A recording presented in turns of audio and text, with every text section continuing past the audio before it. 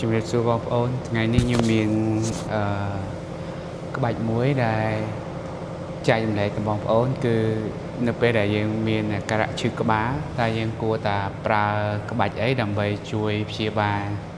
ការឈឺក្បាលរបស់យើងអូខេអញ្ចឹងនៅថ្ងៃនេះខ្ញុំបង្ហាញក្បាច់មួយនេះយើងត្រូវការឧបករណ៍មានដូចជាយើងត្រូវការខ្នើយ4ភួយ1បើសិនជាយើងឈឺក្បាលខ្លាំងយើងអាចប្រើកសែងបែបនេះសម្រាប់រុំក្បាលយ៉ាអញ្ចឹងខ្ញុំនឹងបង្ហាញពីការរុំក្បាលមុនដំបូងយើងរុំវានៅលើចិញ្ចើមរបស់យើង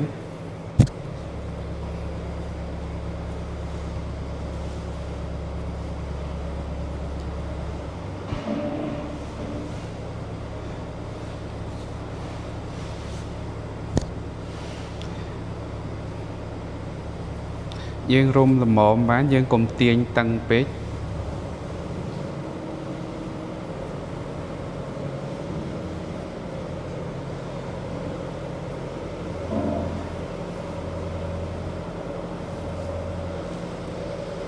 យើងរុំបដិញចុះក្រោមយើងរុំរហូតពីលើមកឲ្យរៀងចិត្តមកក្របភ្នែករបស់យើងបន្តិចតែកុំក្របខ្លាំងពេកក៏ក្របតិចបានតែមកយើងចុកវាមកយ៉ាឲ្យទុកវាបែបហ្នឹងគឺយើងរុំល្មមទេអត់រុំឲ្យតឹងទេចាតមកយើងដាក់ខ្នើយរបស់យើងដាក់វា4តម្រៀបគ្នាបើយើងអត់មាន4យើងប្រើតែ2ក៏បានតែបើយើងមាន4ល្អវាជួយពុត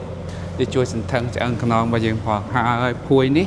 យើងដាក់សម្រាប់ត្រក្បាលរបស់យើងអញ្ចឹងការដេកគឺចុងខ្នើយនេះហើយនឹងចុងស្លាបបញ្ជាវខាងក្រោមរបស់យើងគឺត្រូវស្មើគ្នាអូខេអញ្ចឹងខ្ញុំចូលគេងពេលយើងចូលយើងអង្គុយពីលើបែបនេះហើយយើងគេងយើងខិតចាប់ខ្នើយឲ្យជាប់យើងខិតខ្លួនរបស់យើងមករហូតដល់ចុងស្លាបបញ្ជាវរបស់យើងនៅជាមួយនឹងចុងខ្នើយយើងដាក់ក្បាលយើងចុះយឺតលើកជើងមកយើងដាក់នៅលើខ្នើយមួយជើងរបស់យើងចង់ជើងរបស់យើងសម្រាកពេលហើយតមកយើងយកដៃរបស់យើងទាញកណាត់រុំហ្នឹងឲ្យក្របភ្នែករបស់យើងបន្តិចជើងភ្នែករបស់យើងត្រូវក្របជាមួយនឹងកណាត់រុំក្បាលរបស់យើងតែកុំក្របឆ្ងាយពេកក្របតែបន្តិចបានយើងសម្រាកដៃសម្រាកជើងរបស់យើងយ៉ាងហើយសម្រាប់ក្បាច់នេះដែរយើងអាចនៅក្នុងនឹងពី10ទៅ15នាទីឬក៏យើងអាចនៅលើសនឹងតិចក៏បានអាចដល់20ឬក៏25នាទីតាមពេលរបស់យើងដែលយើងអាចមានពេលសម្រាកបានច្រើនអញ្ចឹងបើសិនជាយើងមានបញ្ហាឈឺក្បាលយើងអាចប្រើពិធីនេះឬក៏យើងអាចសាក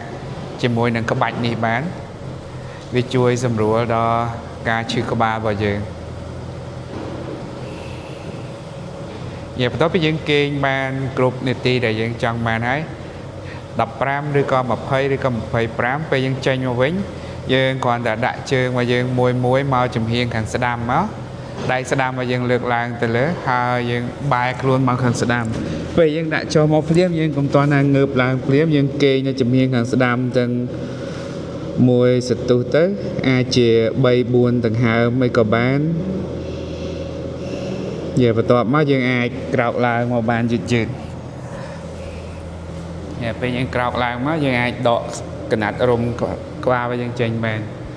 អូខេអញ្ចឹងក្បាច់ដែលជួយសម្រាប់ដែលពេលយើងឈឺក្បាលគឺមានតែប៉ុណ្្នឹងទេអរគុណច្រើនជួបគ្នានៅវីដេអូក្រោយជាមួយនឹងក្បាច់ដែលសម្រាប់សម្រាប់ក្នុងការឈឺក្បាលនឹងដូចគ្នាពេលយើងមានបញ្ហាឈឺក្បាលនឹងមានក្បាច់បន្តទៀតអរគុណ